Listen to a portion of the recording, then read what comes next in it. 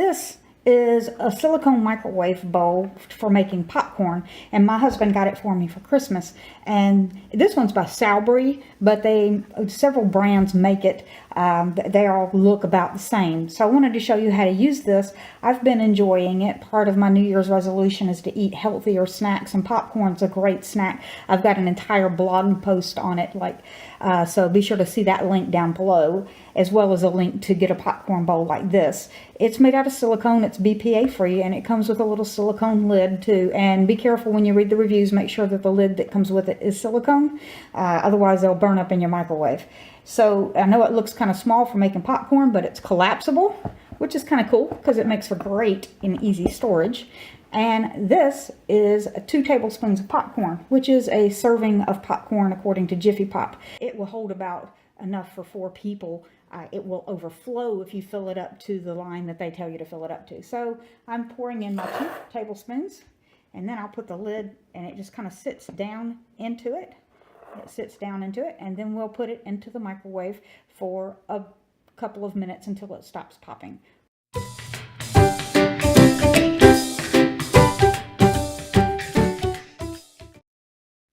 Okay, it is through popping, so let's get it out of the microwave, shall we? Okay. Now, the bowl's a little warm, but it's not too bad. I mean, I can touch it with my bare hands, right? So, let's see how the kernels did. Okay, look. Bowl of light and fluffy popcorn, just enough for 1 person. Alright. Now, obviously, this bowl is a little squishy, so it's going to be hard to eat out of. So I'm going to pour it into a regular bowl. I am just dumping all the popcorn out individually so we can see how many kernels were left behind out of 2 tablespoons of popcorn kernels. And wow, that's all. Out of 2 tablespoons of popcorn kernels,